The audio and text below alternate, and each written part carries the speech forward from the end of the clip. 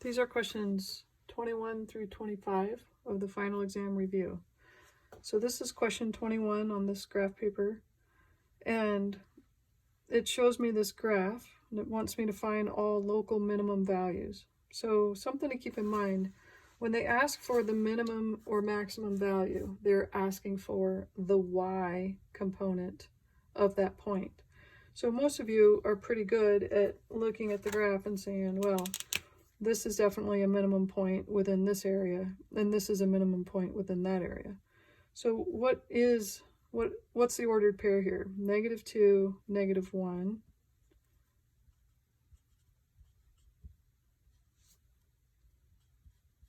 And here it's 2, -1. So if they want the local minimum values, then it would be the y values. So in this case, it's both -1. We don't need to write it twice. So you can just put -1 is your local minimum value in both cases. Then it says they want all values at which h has a local minimum. So in other words, they're asking for where in regards to x did that minimum happen. So it happened at -2, and it also happened at +2. So I'm going to list both of those as places where they happened, and so I put a comma in between them. All right, let's go to question 22. And it says, find the average rate of change of this function f of x equals -2x squared plus 2 from x is -5 to x is -2. So the first thing we want to do is evaluate each of those. So when x is -5, what do I get? I get -2 times -5 squared plus 2. -5 squared is +25 times -2 is -50 plus 2 equals -48. So what happened was when x was -5, I'm going to just put it right here, y was -48. So that's a point. All right, then I'm going to determine what I get when when x is -2. So I'm going to go -2 squared plus 2. So this would be +4 times -2 is -8 plus 2 is -6. So when f is -2, I get -6 out for y. Okay, so how do we find their average? What we do is we just take the difference of the y's divided by the difference of the x's. That sounds a lot like the slope because a slope is an average. So it's really the same thing. So I'm going to go -48 from this minus -6 over -5 minus -2. So -48 plus 6 gives me -42. -5 plus 2 is -3. And this actually will simplify to +14. So that is the actual answer. So it really is just taking the slope. You first plug in the x's to get their corresponding y's, then you have 2 points, and then you find the slope of those 2 points. All right, so let's go ahead and take a look at question 23. 23, they give you this graph, this picture right here, and they tell you that that's the function y equals the square root of x. That's what it looks like. They want you to translate that to make this graph. So what have they changed? They've added a 4 inside where the x is, and then they've added a 2 outside of where the x is. So when I do something on the inside of where the x is, then that's a left and right movement, and it goes the opposite direction. So so when I'm adding 4, I'm actually going to go 4 to the left. Now, because the +2 is outside of that square root, then that's a y direction. So and it will go the way that it seems. So that's 2 up. So if I definitely have this point here at 0, 0, I can go 4 to the left and 2 up, put my new point there, and then redraw that picture, which I didn't quite draw it accurately, but that's how we make the translation.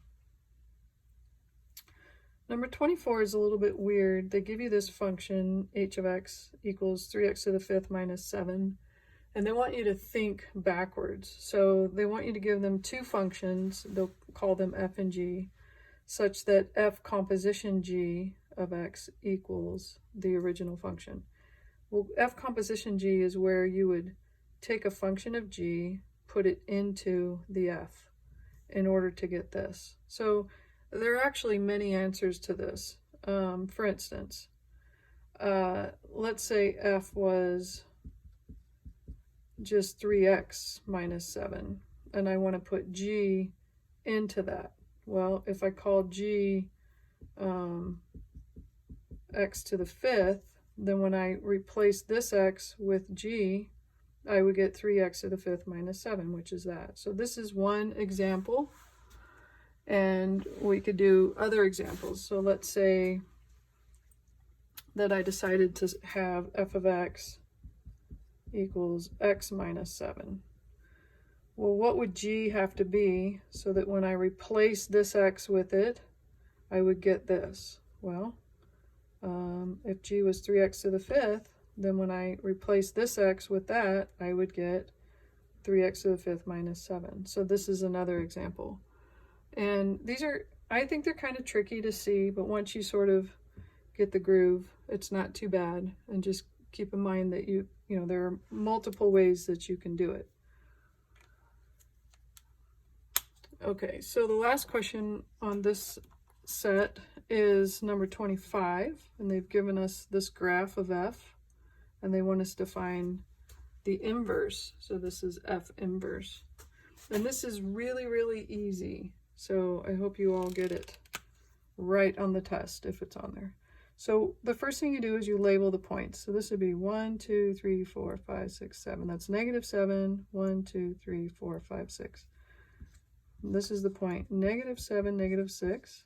This is 0, negative 5. This is 4, 0. And this is 5, 6.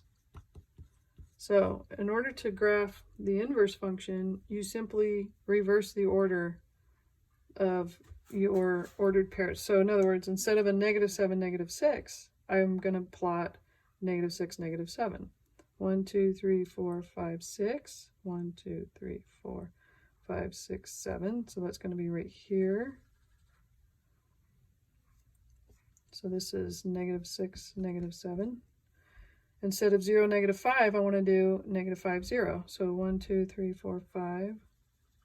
So that's negative 5, 0. Instead of 4, 0, I'm going to do 0, 4. So that's here.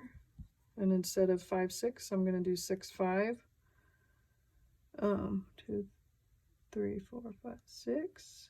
1, 2, 3, 4, 5. Right there. And then I'm going to connect my dots. So I've got this, this, and this. And what should happen, if you did it right, is if you were to draw a line right here that goes at a 45-degree angle through everything, then this should be a mirror image. You know, if you were to like put ink on this, fold it along that dotted line, open it back up, you should see your ink exactly on that. So it's mirror image with respect to this diagonal.